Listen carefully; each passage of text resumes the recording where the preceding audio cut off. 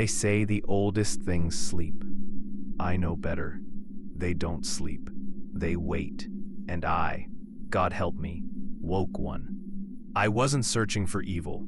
I was searching for truth.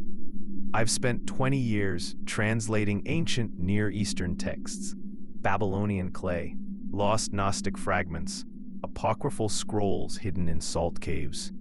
I could read Coptic before I could drive. I thought nothing could surprise me. Then the package arrived, wrapped in lambskin, sealed in wax older than the paper it held. No return address, no postage, just my name, handwritten in Paleo-Hebrew. Inside, a book bound in leather with pores and freckles, and a single note: do not speak its name, do not write its name, do not even think its name. Naturally, I opened it. The pages were stiff, written in proto-script I had never seen. It wasn't just old. It predated Old Testament Hebrew. It bore fragments of Ugaritic, Sumerian, even traces of Proto-Enochian, languages never found together. The cover bore its title, Sefer HaNetakim, the Book of the Unveiling, not found in any library, not in any catalog. The book told of a war before creation, not the rebellion of Lucifer. That came later. This war took place before the foundations of the world, before even time obeyed laws. The Creator, Elohim, spoke existence into being, but before that speaking, he battled them. The Elim Hatsalim, the shadowed gods. They were not demons. That word is too small. They were not angels. They were not fallen. They were sealed. Each entity ruled over a concept forbidden in the divine architecture. Yazazel, the womb of endless fire. Thamach, the root that twists the mind. Ba'arim, the echo of the first murder. And one whose name was struck out of the text so violently the vellum was torn and stitched shut. This god was nameless, unwritable, its presence a crack in language itself. These beings were not killed. They could not be, so they were imprisoned, each bound by one of the 7 divine verbs, the primal utterances of creation. These verbs were hidden, spread across dimensions, encoded in sacred geometries, buried under temples. And for millennia, they waited. I should have left it alone, but the book was alive. It whispered in dead languages I shouldn't know. Its text changed when I blinked. I translated the first full phrase. By he who was and is not yet, I speak the verb that unfastens flesh. My hands bled from the ink. The symbols branded themselves into my mind. That night, I woke to find the book open on my chest, its pages breathing. And then the dreams began. I stood at the edge of a bottomless stairwell, descending beneath Jerusalem. A voice in my skull recited psalms backward, and in every shadow I saw eyes, not glowing, not blinking, just watching. The next day, I booked a flight. Jerusalem, ancient dust, stones worn down by prophets and war. I met my contact near the old city, a translator named Nathan. He didn't speak. His mouth had been sewn shut. Instead, he handed me a cloth map older than the Crusades.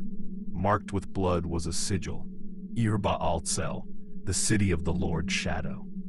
Jewish tradition says Solomon sealed away 72 demons, using a brass vessel and a ring of God's name. But that's only part of the truth. What he found wasn't demonic, it was pre-divine. Using old Kabbalistic coordinates, we found the entrance, hidden beneath an abandoned cistern. We lowered ourselves into the black. The stone groaned with breath, and the stair spiraled downward forever. Miles below, the air changed, thicker. It carried memory. I don't mean smell. I mean, I could feel time, hear ancient wars playing across the stones. Then we saw it, the door of the 7 seals. Each seal bore a divine word etched in circular burning script. Eheya, I am. Kesed, mercy. Din, judgment. Keter, crown. Ruach, spirit. Ain, void.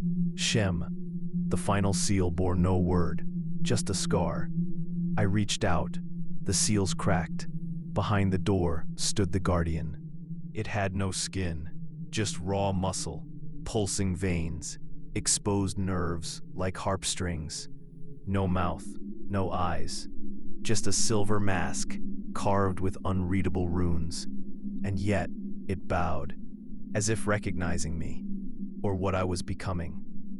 Beyond the guardian was a chamber, a cathedral of bones, built upside down.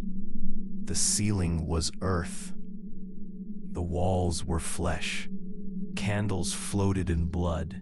At the center stood a pulpit made of fused human spines. Upon it, a scroll that burned without smoke. It wrote itself as I approached. Letters curled into place, branded into the hide. They formed a message not meant for mortal sight. You are the last scribe. You will finish what the Watchers feared. You will speak the 8th verb, and then the flame leapt from the scroll into my eyes. I didn't scream. I remembered. I remembered being there before, in another life, another age, writing the same words, unwriting the world. I returned above, but I was not the same. Words decayed in my mouth. People around me heard me speak backwards. My reflection blinked out of sync. My phone began to type messages in tongues not seen since Babel. The world recoiled from me. My cat died screaming. My brother hung himself after reading 1 page. The book now followed me without being carried. It burned itself into my walls, my floor, my skin.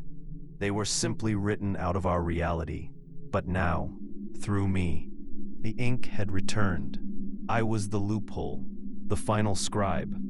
Each night I dreamt of a throne made of screaming mouths. Each morning, I woke with a new chapter on my flesh, and the sky grew darker. I finally understood. The veil between worlds wasn't a metaphor. It was a contract. A spiritual membrane signed in blood and word between this reality and what came before. The ancient gods, the uncreated, they were not banished. They were simply written out of our reality. But now, through me, the ink had returned. I was the loophole, the final scribe. Each night I dreamt of a throne made of screaming mouths. Each morning I woke with a new chapter on my flesh. And the sky grew darker. There are 7 verbs in sacred tradition, 7 divine utterances that shaped time, will, physics, judgment, even soul. But the book said there was an 8th, a word that doesn't create or destroy. It corrupts. It rewrites meaning itself. It turns holiness into hunger. And it was in me. I don't remember writing it, only finishing, and when I did, the world screamed. The earth opened. Cities vanished without tremor. People's eyes burned black with unseeable words. Churches melted, and I saw them, the shadowed ones, rising like smoke from every holy place, every unmarked grave, every broken promise. Not horned, not red, not demonic, conceptual, living scripture. They fed on narrative, on story, on truth itself, and now they walk the world, rewritten into being.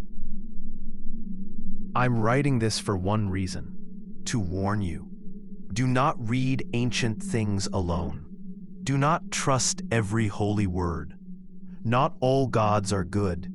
And not all evil is ugly. And if someone sends you a book without a name, burn it. Or else you will hear what I hear now. The choir of mouths behind the veil, chanting the name that unnames. And once you do, you won't be able to stop writing.